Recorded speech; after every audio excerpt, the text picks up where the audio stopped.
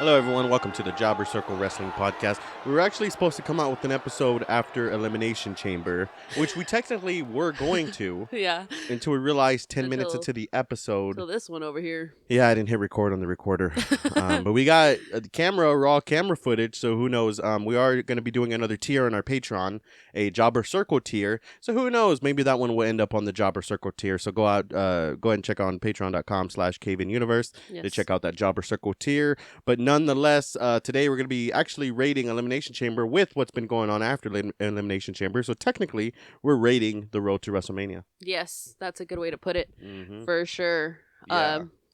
So should we just get right into it? Go ahead. I feel like there's so much I know there wasn't that many matches, but yeah, we'll go ahead and talk about the Elimination Chamber matches and kind of quickly rate them, and then maybe kind of veer off from the match and talk about what each person is going to be doing into the road to WrestleMania. That's a good idea. So to start off, we had the women's Elimination Chamber match. Of course, it was a great Elimination Chamber overall. It was pretty good. And of course, we knew it was going to start with the Elimination Chamber match and the women's Elimination Chamber match. Yeah. Nikki Cross was out first.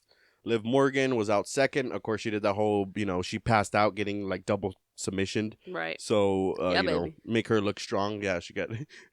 Moving on. Then Natty got eliminated. Then after, again, making Raquel look strong. Raquel got the double pin. Got eliminated by double pin. Yeah.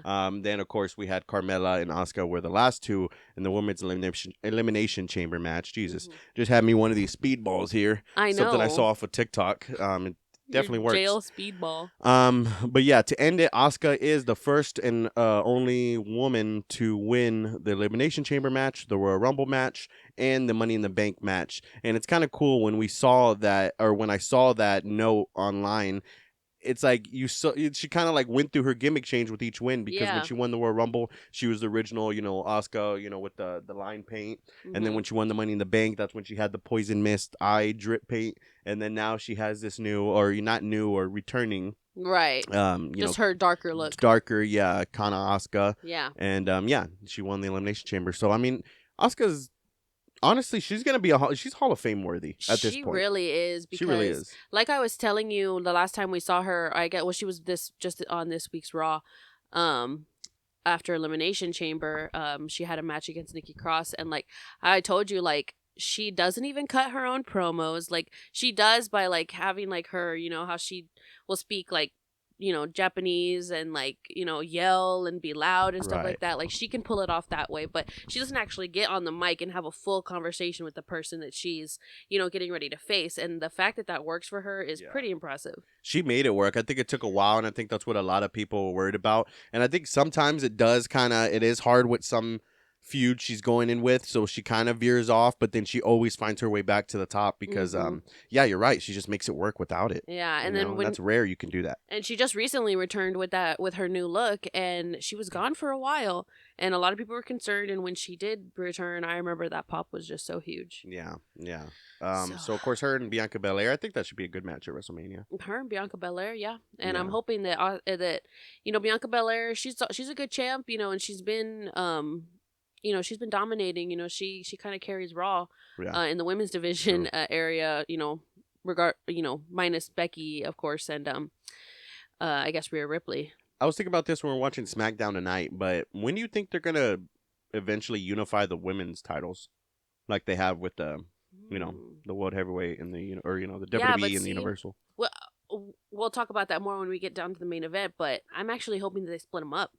I kind of want the the champions to go back to their own shows. Yeah, I mean, I've always, because it's been like that for years with the split titles, and I've always liked the original. How when I first started watching wrestling, it was just one title, but then I see now that when you don't have two titles and you have one title, it's hard to it's kind of hard with backing yourself in the corner with storylines. Of course, we're going to talk about the Roman Reigns Sammy match at the end. But of course, if you're listening to this, you've already seen and you know what's happened in Elimination Chamber. We're recording this on SmackDown, so we've already seen Elimination Chamber, we've already seen Raw, we've already seen SmackDown. Yep. But this is a case where if they would have kept it two separate titles, you could have had Sami Zayn feuding with, you know, if Roman was the Universal Champion or whatever, or whoever else. You could have had there's Sami's chance, and then you have, you know, Roman Reigns or insert other champion here versus Cody Rhodes. Two great pass. But now you backed yourself in the corner where you had the, let's go ahead and just jump. This is our podcast. We can do what we want. Yeah. Let's just go ahead and jump to the end. Now you have something where people back themselves in a corner with Roman and Sami Zayn. This speedball's working. And I think, and I don't know, that's apparently there's another name for that. That's like a drug. It's not what I'm talking about, people. No. This is just soda and coffee. Yeah. Apparently. And since we're clarifying our drinks, I don't want anyone to think I'm pregnant and drinking beer. This is indeed Diet Pepsi. Yeah. Diet Pepsi. There you go there. But the Roman and Sami match, before we officially start with that, what did you think of the women's elimination chamber match? I'm going to give it a 3. I think it was This Is Awesome. I think I'm going to give it a 2. 2? I think it was over. Yeah. Or it gets a pop. Got a pop. Yeah. Gets a pop. That's right. We changed it. Yes, we did. Yes. We clarified that on the last failed episode. Yes. After we never knew what our rating system is for number 2. Of course, number 1 is a potato. That's the only technically bad rating you can get on our system. Number 2, we said it was good. Then we went to solid. Then we went that it was over. And even last episode, we were like, we're going to do over or we're going to do a pop? And we decided on over.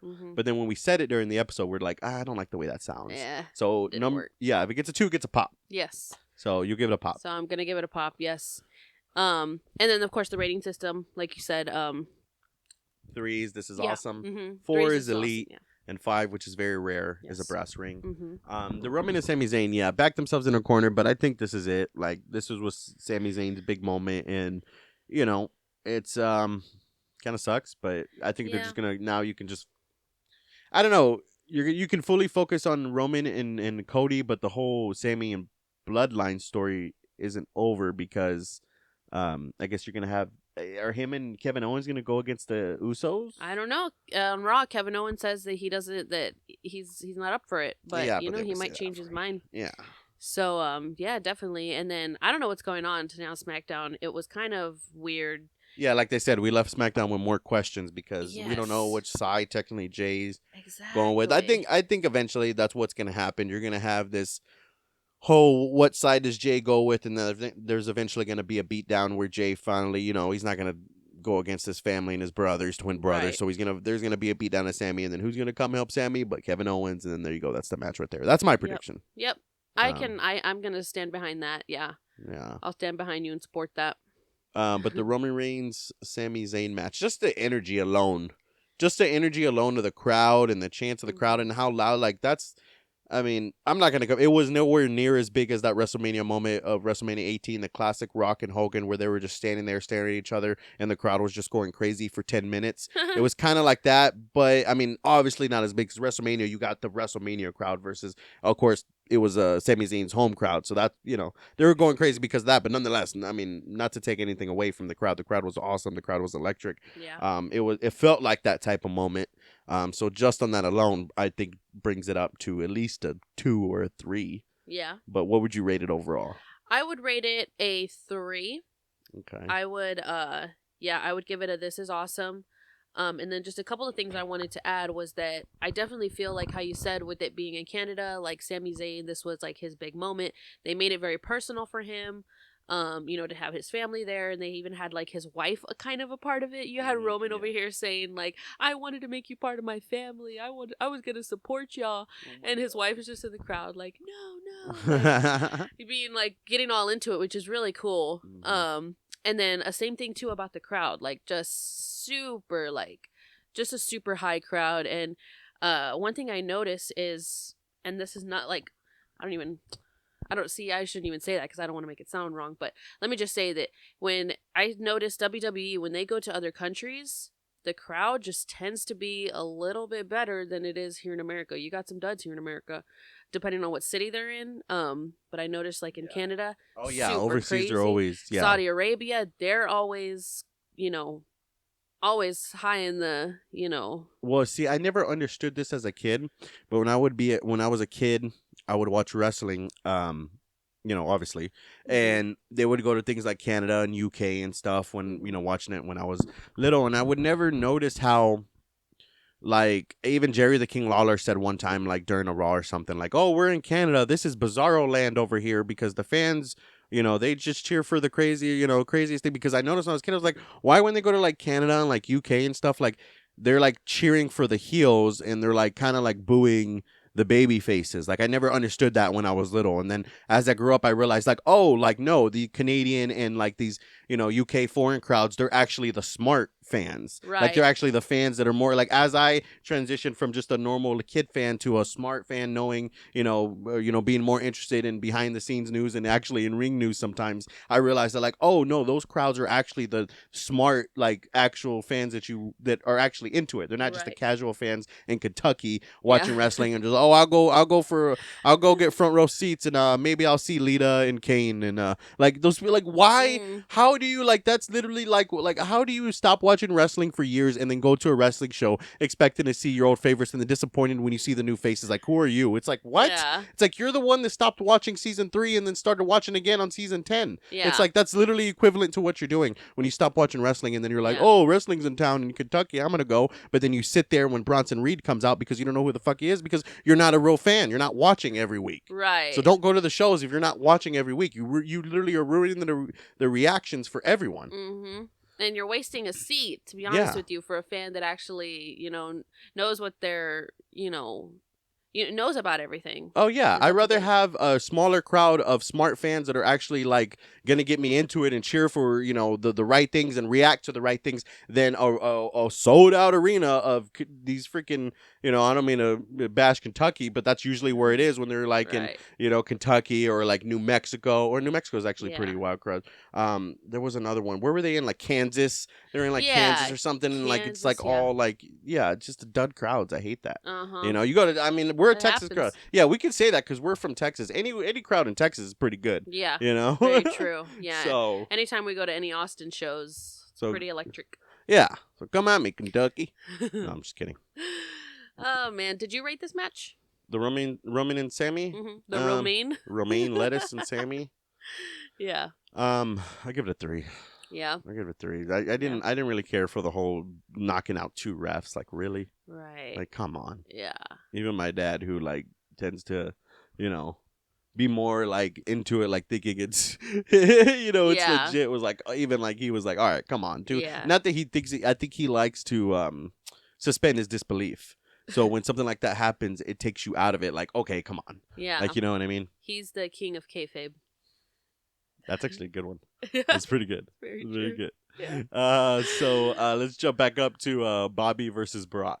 Bobby versus Brock. Yeah, so spam finisher start. This is literally like when you play WWE 2K and, you start each wrestler off with the max amount of strength and finishers. And that's all it was, is that you had F5, F5, F5, spear, spear, spear, hurt lock, and Brock's trying to find every way to get out. So he ends up kicking Bobby in the nuts. DQ. Based on, I would have given this match a 2, just based on how it was pretty action-packed at first. But based on the way this is going now, after the fact that we don't know where this is going, where Omos is challenging Brock, and then where's Bobby lie, and then Bray Wyatt, like, that's... This match is a potato. It's a potato. Yeah, so far this story gets a potato, not to cut you off. No, this match makes me think that they did not prepare at all, so they were just like, let's just do our finishers over and over. So yeah, and then Brock is just like the definition of like those type of people who like do something, and then when they have like when they get the consequences, they just get pissed off about it. Like, constantly is throwing a fit. Like, you knew what you were doing when you kicked your leg back. Like, yeah. So where does this lead? Because Omos challenges Brock, but then now we're hearing in the rumor mill that maybe it's going to be a four-way, monster type match where it's Bray versus Brock versus Omos versus Bobby in a Cinnamon Toast Crunch brawl. I don't know. No Dairy Queen, no DQ match. Yeah, there needs to be, like you said, that was a good idea. When you were like, Dairy Queen needs to sponsor one of these companies, so it can be a Dairy Queen no DQ match. Yeah. Gets me every time. I don't know what's going on with this, and I don't know what the hell is going on with Bray Wyatt. Like, holy shit! I know I feel bad. I appreciate long term storytelling, but Jesus, Yeah. Talk about boring storytelling. This is going on longer than long term. And the I mean, I do like understand what he's trying to get at with the whole Firefly Funhouse subliminal message type deal, but it just not. I don't know what that episode, or I don't know what that segment was tonight on Get with SmackDown it. for It's that. like, I mean, it would be it would be exciting and cool if he did that for a month and then that was it. We moved on and figured out what this was what this was about. But when you're doing the exact same thing every week, that's not long term storytelling. That's lazy storytelling. Mm-hmm. Sorry to say. That's like the fans are wondering like what's going on and kind of like getting out of it, because at this point it's like sometimes I forget Uncle Howdy exists because we yet to know who this guy even really is. Like, is he just gonna maintain his Uncle Howdy like in a mask? We're never gonna know. Is he just a stand-in? Like, who is he? This is like at one point Bray Wyatt, and I'm sure a lot of people feel this way, but Bray Wyatt, especially in the Fiend stage, like talk about one of the top favorite wrestlers. I missed the and he Fiend. just like dropping down the list because it's like what do you got? Like, I hate to say it, but like, you think this with wrestlers that get released from WWE and then end up in AEW and you don't really seem to care about them in AEW. I don't think that's Tony Khan's fault. Same thing with wrestlers who Vince didn't get and Vince didn't want to put them on TV, and then Triple H is giving them a chance. It's like, maybe they were right. Maybe Vince and the powers that be were right with some of these people, because they get cut and then they're given these second chances, and it's like, Saraya, dud. Karrion Kross. Hit row. Bray Wyatt. I hate to put you on the list, buddy, but I know. the BRA is on there. Do you think Bray Wyatt would be better, hypothetically, if he was in AEW? With his own creative control? No, exactly. Because I think that's my point. Because I think he is getting a little more creative control right now with Triple H. And look, it's not that's working. what I mean. Same thing with, like, I'm sorry to say, people like Saraya or Tony Storm didn't want to get a chance, and complaining they didn't get their spot in WWE, and then and then I hate to go off on the AEW, but then you have AEW people getting mad that they don't have their spot in AEW, like Eddie Kingston literally complaining and just runs to Twitter every time. AEW episode. I'm just saying, every time Eddie Kingston has a problem, he runs to Twitter. It's like, you don't understand. Like, I understand you want to be that guy that's like, because he has the supporters like, oh, tell it like it is, Eddie, tell it like it is. It's like, but you don't understand the world that you live in. This isn't a world like that. Because trust me, I thought we lived in a world like that, where I could go around in my life telling everyone how it is, no matter if they were a friend, if they're a boss. And you know what I learned? Pretty soon, you start losing friends. Pretty soon, you start losing opportunity, because nobody wants to deal with you, because you're just a hothead that just, he tells it like it is. But guess what? If I have the power, I don't have to deal with that. I don't have to work with that. So guess what? Move on to the next company, because guarantee you, if you have problems with AEW, you go to a bigger company like WWE. You're screwed. You're screwed. And then, no disrespect to Impact Wrestling. Impact Wrestling, respect Impact, but you're going to end up in Impact. Well, guess what? You're going to be on TV every week like you want to, but you're not going to be making as much money as you want to, and you're not going to be having as many eyes as you want to. Or you could go to NWA, where you're not on TV at all. You're on YouTube. So you make your choice. Yeah, word. Literally. Anyway, off, baby. I'm just saying, it's like these wrestlers, it's like these are you have an opportunity of a lifetime that millions of people wish they had, and that's how you're gonna treat people. Then get off my TV. I don't even want you on there. Exactly. Anyway, back to WWE, not to compare the two, but back to something entertaining. Judgment Day versus Beth Phoenix versus Edge. Versus the Grit Couple. I didn't know that was their. I didn't know that was their name. I just like Beth and Edge, or Beth Phoenix and Edge. I actually really liked this match. I liked the mixed tag. I feel like Finn and Rhea work good together, and then of course Beth and Edge just have that natural marriage, love, chemistry, and I like seeing them together. What were the Beth Rhea suplex spot? There was that spot, but then there was another big spot in there. I'm trying to remember. It's when Beth had Finn. Oh, the swinger spot. Yeah. The swinger spot, literally. Not to call it that. I don't mean to be sexist and stuff, but that's just a little inside joke between us. So you had Beth powerbomb Finn and Edge Rhea powerbomb Edge. Yes. Yeah. That was. What would you rate this match? quickly because I don't even know how we doing on time. Oh, I'd give this match a 3. I think it was awesome, I'm especially gonna give seeing it a 3 Edge and too. Beth together. Yeah. Jesus Christ, I almost said Angelina. Oh my god. It just by we retain back to our kid brain, and that's what I always remember seeing. I mean, come on. Yeah. Imagine like watching an episode and then it's just like any other episode. Like, hey, in season 10 he was having a live sex celebration, or season 5 he was doing that. Season 10 he's that just came up recently, and then it was like the anniversary of it. Yeah. Did you rate this?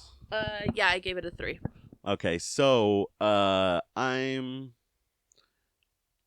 give it a 3. So where do you see this going? Beth and Edge Edge wants to fight Finn Balor. Yeah. At WrestleMania apparently. So I guess that's where we're going with that. Rhea Ripley is going to be with Charlotte Flair. Of course, she won the Royal Rumble. Dominic and Ray, I guess we're I guess they haven't really set that up yet, or they're kind of setting it up, but they haven't really made it official, I guess, yet. Waiting on that. Yeah. And Damian Priest, I don't know where he fits. Maybe they'll do the Andre the Giant Battle Royal, and I would say he might be a good contestant to win it. Damian Priest kind of reminds me where Baron Corbin was at one point. Because at one point, Baron Corbin was badass. Like in NXT, there was like a thing when Baron Corbin was so badass, and his song, I used to deadlift to his song in NXT. Yeah. And like the bell would ring and the crowd would start counting. Because like that was his thing. The crowd would start counting to see how long it would take for him to like beat his opponent, and like he was just so badass. And I feel like he, obviously Baron Corbin, kind of gimmick changes and kind of fell from that. But nothing against him. I think he's still. A lot of people hate him, but I don't hate him, but I can manage him just as long as he's not on TV, my TV too much. No, I'm just kidding. I'm just kidding, Baron. He's cool, but get him off the TV. No. I guess it depends what feud he's in, because sometimes they just like. He's a good worker, I think. So sometimes they throw him into some random matches, but there's certain matches where people that he pairs with that he does pair with good. I just can't think of any right now. I'm starting to wonder, because they threw him with JBL, and I don't even know how he got onto Baron Corbin, but they paired him with JBL, and then I don't know if it was that JBL just couldn't keep coming to Raw every week, but they like dropped that, so now Baron Corbin's just like jobbing. Yeah, because I think he was stepping away from WWE for a bit. JBL, I think I heard something about that. Oh, but yeah, Baron Corbin is just, man, that sucks. But because I used to really like him at one point, like I said. But I back to my point is I feel like that Damian Priest is kind of picking up that momentum, that energy, kind of that look, that feel. And Damian Priest, I really think he needs to be solo, especially when he came out. We'll talk next about the Elimination Chamber, especially when he came out the Elimination Chamber.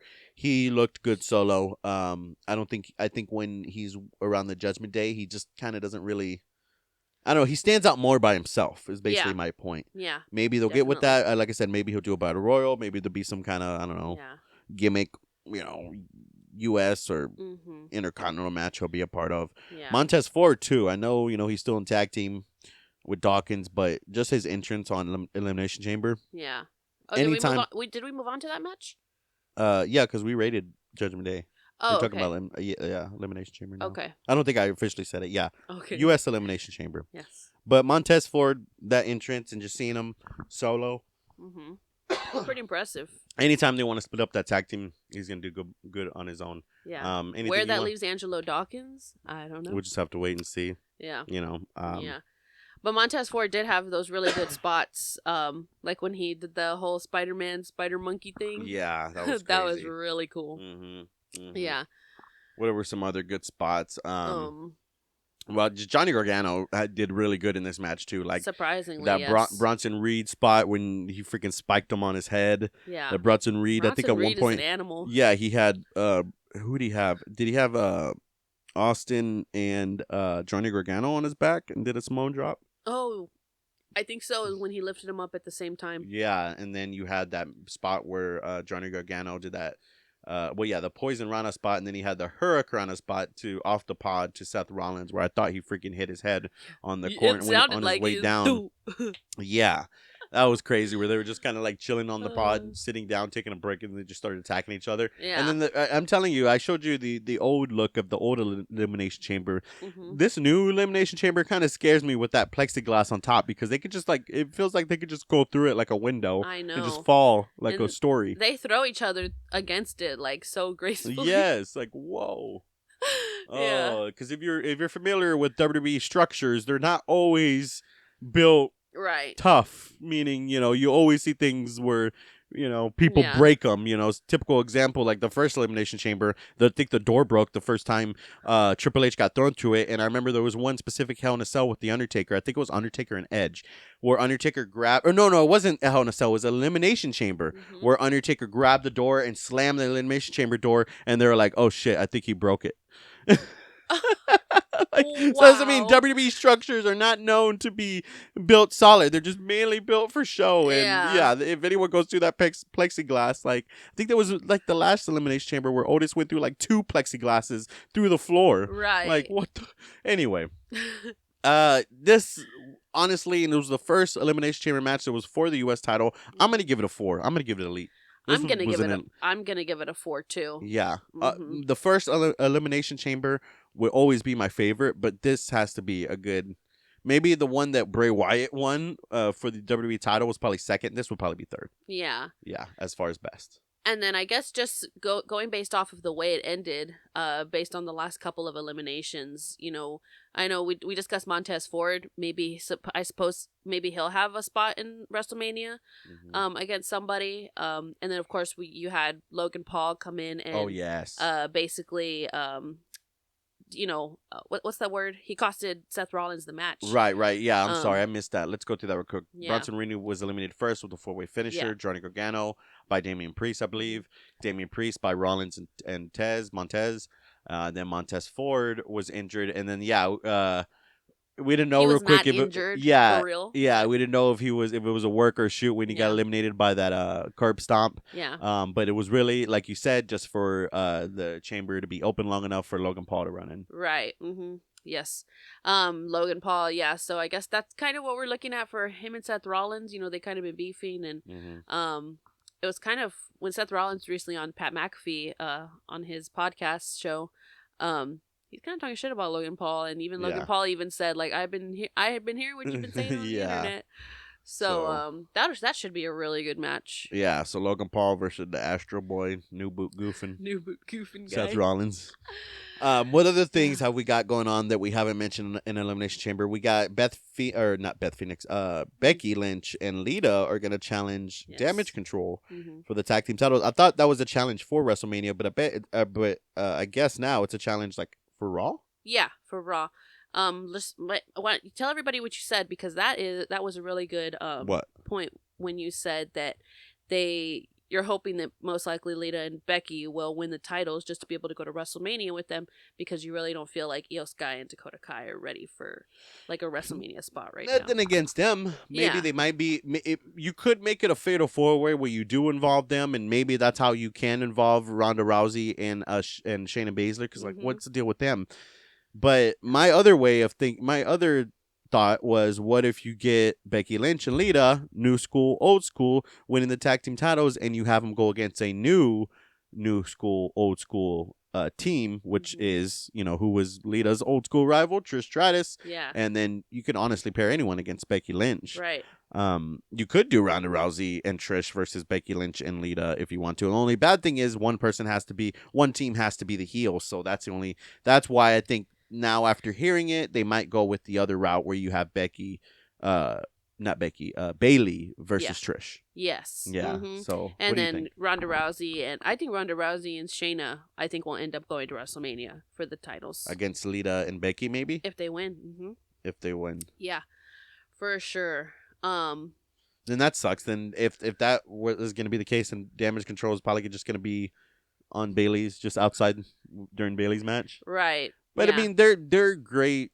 They're a great team, and they're a young team. So that's the thing. They have plenty. They're gonna have the WrestleMania times, to have the WrestleMania match and spot. So that's the only thing for that. John Cena is coming back on March 6th.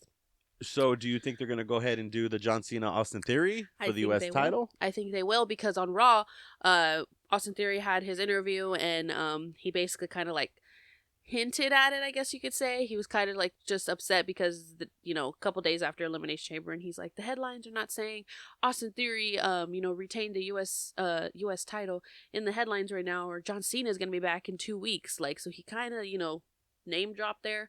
So I think that's a really good possibility. Yeah, and I guess we might skip the Stone Cold match this year. I don't know. I don't even know who they would put him with. And then Undertaker's retired, right? Because there was a thing in that Bray Wyatt promo, or Bray Wyatt for Firefly Funhouse, whatever we subliminal commercial dinner, but I was gonna mention where that. he was like, there was the Undertaker thing. Yes, and then when the Undertaker on Raw 30, Bray Wyatt came out during Undertaker's thing, and he whispered in his ear, so they had that little moment there. So what's gonna happen? And then where does Stone Cold fit in this? If he's gonna even have a match? Yeah. I mean, I think you could have done Stone Cold and Bray Wyatt. And honestly, just do that would have been a match. Just do Brock almost and Bobby Lashley or something. I don't know. But when I constantly tell myself I don't know, that's like when it's most exciting. Yeah, that's very true. When it's unpredictable, and that's the thing. That's a pattern I've noticed with WWE recently, especially in the Triple H era, is it's less predictable. Which I'm starting to. There's spots where it's definitely predictable, like the Royal Rumble and Cody winning. But then I like the parts where I'm like, what's gonna happen? How are they gonna do this? Definitely, me too. Yeah. Yes. Oh wow. And then I guess we'll see. I mean, I'm sure there's other WrestleMania is the 2 biggest nights of the year for WWE, so I'm sure there's going to be a lot more matches to come that just haven't even probably haven't even started them yet to build them up. But and when's Revolution? Revolution is March 5th. That is next Sunday. Okay, so we'll be back for that, hopefully. Yes. Hopefully, if we're recording and we don't forget to turn the cameras on and everything. Yeah. And then hopefully after that, we have 35 days till WrestleMania. Awesome. Today, so pretty exciting. Yeah. Well, yeah, we hope you enjoyed this episode, guys. If you enjoyed it and you want to support us, you can follow us at CayVin Universe, or you can follow us at Jobber Circle. Mainly active on CayVin Universe, but our Jobber Circle is our strictly wrestling feed. So check that out. You can also check out CayVin.com to check out some merch. And, of course, like I said, we will be releasing a Jobber Circle bonus content tier on our Patreon, patreon.com/CayVin Universe. Caylin, what else you got? I think that's all. Get your shit together, Peacock.